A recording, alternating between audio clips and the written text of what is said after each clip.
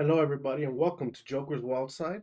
I am Lobo, and today we got the end of the year, the top 10 most improved slash breakout stars of 2024.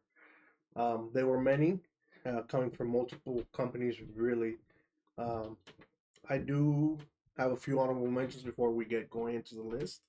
The first one is he is Joe Henry um, with his trending music at the beginning of the year. Him showing up anywhere really, and the crowd going crazy with him. His NXT run he had with a title match and a few other things really popped, even in him being from TNA. Yeah, he just went viral, and the fans were very much behind him. Um, he was not really my type of cup of tea, but I could still recognize that he has a lot of momentum behind him. And next year, I'm sure he will have an amazing year again, and maybe a title or two here in his future. Um, Another honorable mention, I did mention them in the tag team video. If you haven't seen that, see the top 10 tag teams of 2024. The Outrunners from AEW. They've just had a lot of fans coming behind them. Um, their momentum has been building and building. I think next year will be a good year for them. If no title run, maybe of quite a few title contentions. So I see a lot of good things for them. Another one, and the next two have already been making waves, especially them in TNA. But one specifically before that, even a big name in the Indies, Mike Bailey. Um, every match he does pretty much is a it's an excellent match. He's had bangers all over the world, all over the Indies, and in TNA he has had many bangers. And the other one, they go back and forth. There was Josh Alexander, uh, world champion in TNA for quite a while, but also you saw his character growth as the year went on with his storylines and everything. So I'm very excited to see what they pull up next year.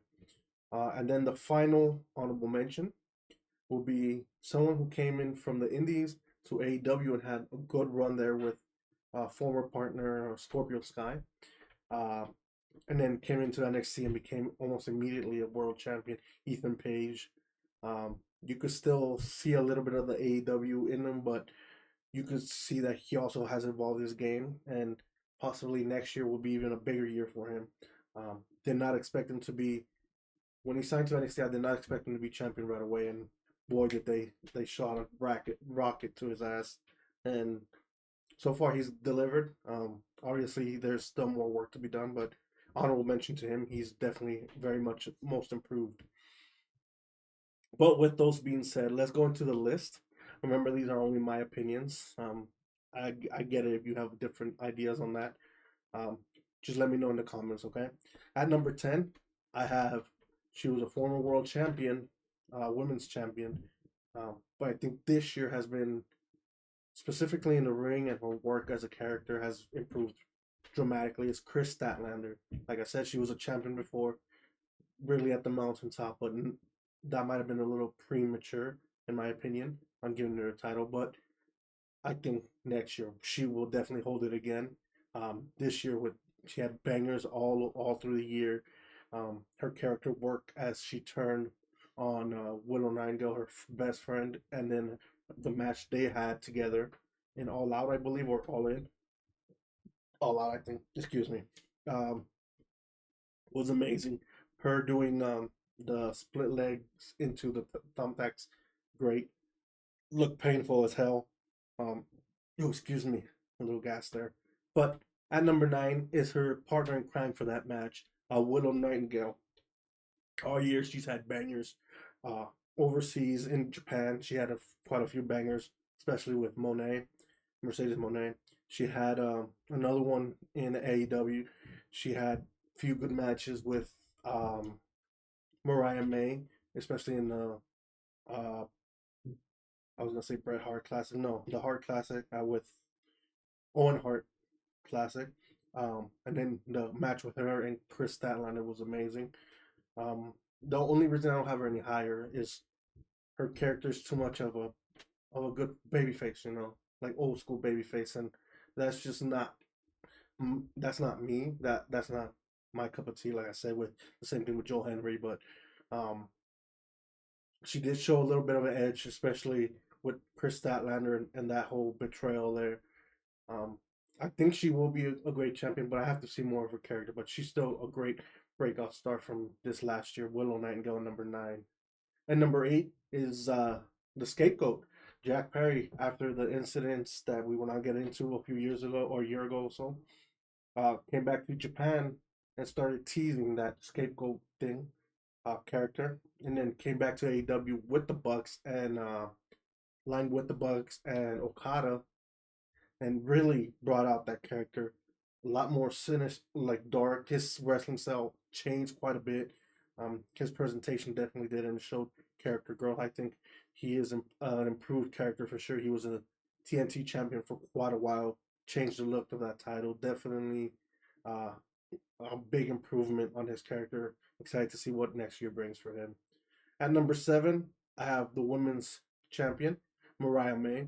And the reason I have her here is last year I did not really know much about her or hear about her. So I would say she's a breakout star. She definitely um, showed she could hang in there story wise and per Jesus playing a character as she did with Timeless Tony Storm, and then turning on her. She did great, and now she's been turning on everybody, and it just very malicious character, and I like it. She could use a little. There's some things in the ring that kind of feel that she's still needs to work on, but it's like minor things. So I have her at number 7, the women's champion. At number 6, I have I think a future women's champion. Um, her last few, actually the last few years in Japan were great, especially the last few matches, and then comes into NXT and immediately makes an impact. Gilia, she will be a future star, especially in WWE. Anything she touches right now is gold. She has great, amazing matches. So she's a number 6. I'm excited to see what next year brings for her. I think she will be a champion soon. At number 5 is the Samoan werewolf, Jacob Fatu. I mean, since he got here, he has been destroying everybody, putting people on notice, um, flying and slamming through tables. He's just been a menace. Uh, and even the times he has been injured and been off a little bit, it's not been tremendous injuries. He's just been constantly there. His character is funny and menacing. It's dangerous. So those layers definitely make him a compelling character to have. I love it when he's just like in his praying pose, like letting Jake Solo talking. He'll be calm and all kind of get wild. So good. Fatu at number 5. At number 4, I have another one that was teamed with Fatu, especially in the War Games. Bronson Reed. In the beginning of the year, we did not see much of him, or at least I didn't. And then he had that great run when he took out Seth with those tsunamis. He was having great matches and great segments with Braun Strowman taking him out as well as a tsunami on the car. Um, and then he took himself out on a tsunami on that cage. But at his size, I don't know if I would have done that if I was that big. But balls of steel jumped off. Unfortunately, shattered his leg or his ankle. But I mean, he has been on a wrecking uh, tear, and I think next year will be very good for him. I would like to see him get more time on screen, especially with the big guys. So him at number 4. At number 3, I have a future star. I'm pretty sure he's gonna be a world champion here in the next year or so. But his run didn't really. I knew of him, but I didn't know that he could be like this, especially not till he wrestled Osprey the first time. Kyle Fletcher at number 3. This year has been amazing for him. He's had banger after bangers, especially those matches he had with Will Ospreay. Will Ospreay winning up putting him over and making him look like a killer, especially in the ring. This last match he had with Will at World's End. Jeez, I think that was, if not the match, it was probably the second best match of the night. Um, that match was stupendous, as they said a few years ago.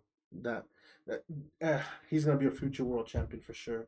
He is showing that he could bang and he could go with anybody. So, Cal Fletcher number three. At number two, this is a little more biased pick, but partially because I knew of her from Mexico, and then she transferred. She came into Japan and started making a name for herself and having great matches, banger after banger.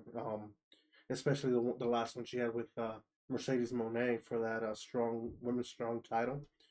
She did stuff that a lot of men will not do. She has a springboard move that's great. She has a great look to herself as well. Very good, very in shape. Uh, and then she goes into NXT and immediately makes an impact. Uh, Teaming with Gilia, going against my personal favorite woman wrestler of the year was Roxanne, and I mean she's gonna be a world champion. If if not Gilia, it might be her who dethrones Roxanne. To be honest with you, but Stephanie Valkyr, a future WWE big star there.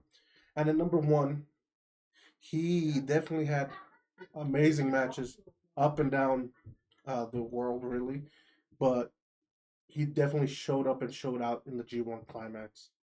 Probably, if not for the winner, Zack Sabre Jr., he would be the MVP of the G1 to catch the international champion. Uh, I mean, this year has been an amazing year for you. He had um, great matches with Will. He had that great match, that triple threat match with Will, Ricochet, and himself, where he played the spoiler really to everybody else and retained the title. This last match he had with I can't remember his name right now. Oh, Jesus! At World's End, I can't remember his name at the moment. Brain fart. Uh, but Takesha at number one, and I think next year he will be a world champion, no doubt. Um, but that's my list. Tell me what you guys think. Tell me if you agree or disagree in the comments. Tell me your top 10 most improved or breakout stars of the year. Um, but other than that, I've been Lobo, and this was Joker's Wild Side. See ya.